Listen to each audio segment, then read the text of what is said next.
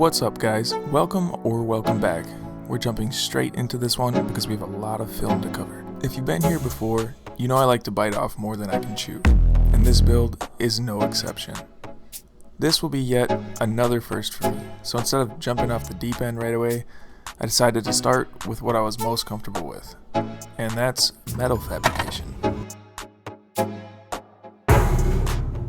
And more specific, the fabrication of these 80-pound 4x4 by 3/16 industrial size table legs. Why so big, you might ask? Well, I don't care how many times she tells you, it's not about the motion in the ocean. Come on!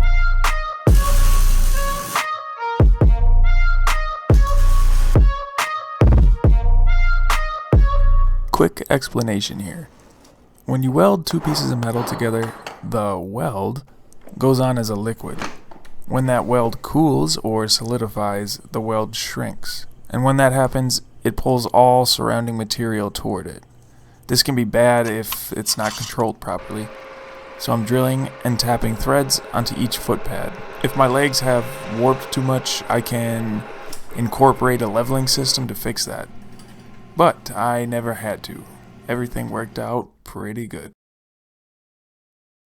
I wouldn't say that's bad. Last thing to do before I send these guys off to get powder coated is to flatten all of the booty welds. It will be about 2 weeks before I see these guys again. Then it's time for the scary part of the build. The scary, expensive part. Each slab of walnut cost me around $300, and it's not really the price that worries me, it's the fact that if I make a mistake, I can't really fix it. Wood is so unforgiving in this way compared to metal. With metal, you can always cut and re-weld, but with wood, you only get one chance. So I better make it count.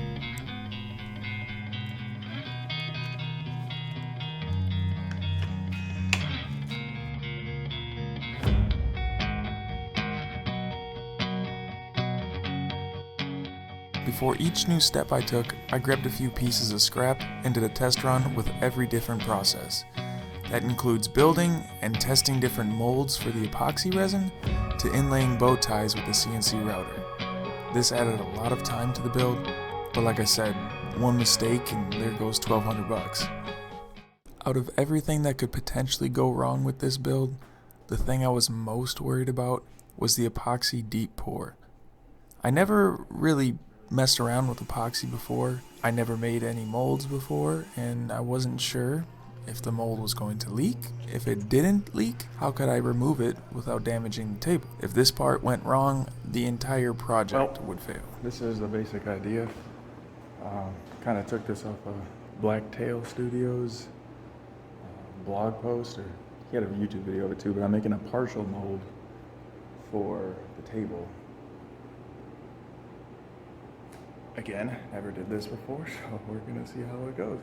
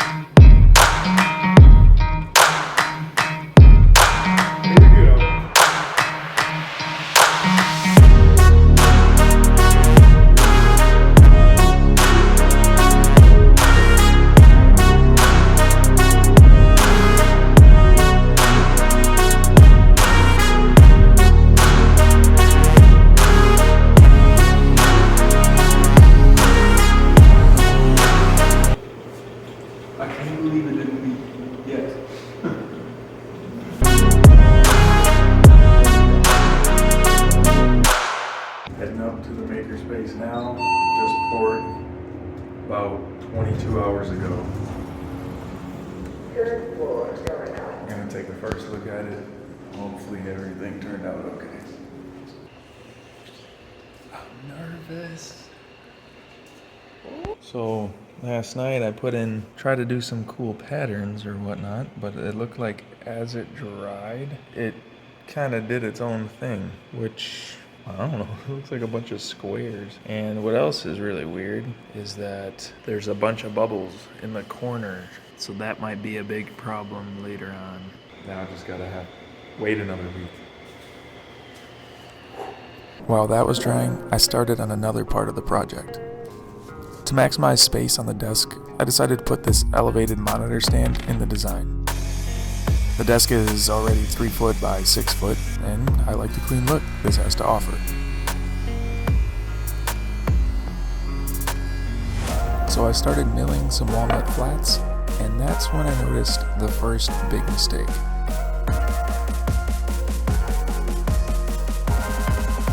Here's how I fixed that.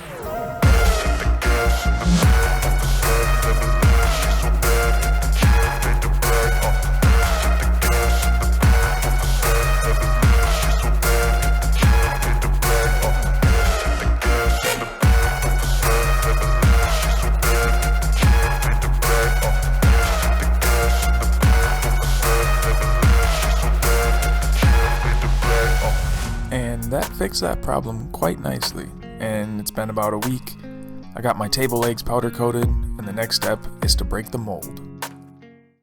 Since I covered the entirety of the mold with Tyvek tape, the removal process was a lot easier than I expected. I just popped the boards off and threw it on the router table for the flattening and squaring process.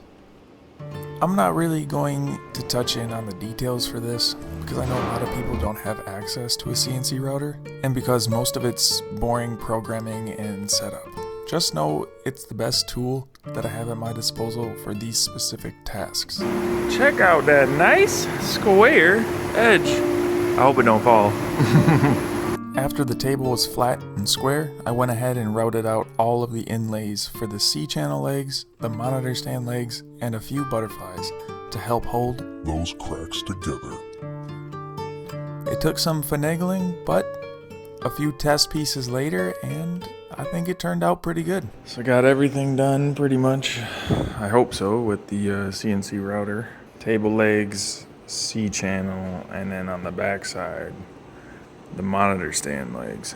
Now starts a very long process of sanding everything. Basically, I've been following Blacktail Studio's instructions. Just basically whatever he does on his YouTube videos. The hardware store of my choice, they didn't have the specific sandpaper that he used or the right grits, but I figured this would be fine. So we're gonna go 80, 120, 180, 220, and then hit it with the CA glue.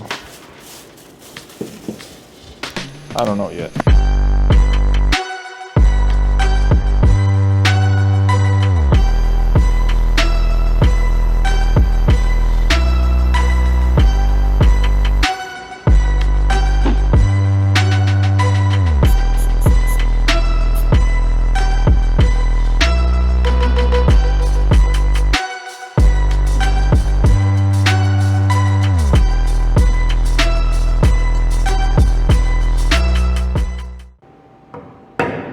What I'm doing here is marking where I'll need to drill the holes for the threaded inserts. The inserts will be used to attach all the metallic parts. Something as simple as this you might think would be easy, however that is not the case. So I looked up a video of some old timer putting these threaded inserts in. Before I was just sitting there by hand cranking it in with a 10mm Allen head, and these were going in so crooked. Let's see how it works.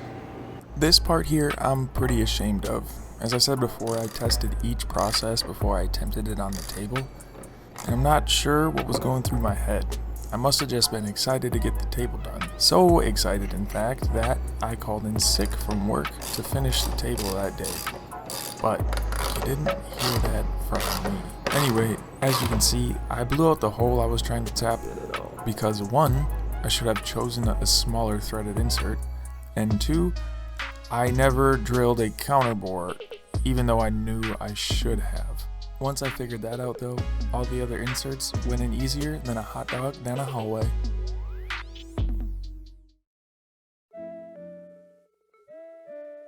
As a complete amateur woodworker, I can definitely say there are a few mistakes in this table. But given the fact that this is the first time I've ever tackled a project like this, I think it turned out really nice. The Rubio monocoat finish really brings out the natural color of the wood and at the same time gives a durable, waterproof finish. The black powder coat matches the charcoal black epoxy perfectly and gives a nice contrast too. That just goes to show you really can learn anything on YouTube, and you shouldn't be afraid to try something new. Might not be exactly what you wanted, but the knowledge gained along the way is going to be irreplaceable. If anybody made it this far in the video, thanks for watching. If you liked it, go ahead and give me a thumbs up, leave a comment in the comment section down below. Subscribe if you want. Other than that, hope you learned something, were entertained, and with that, thanks for watching. See you next time.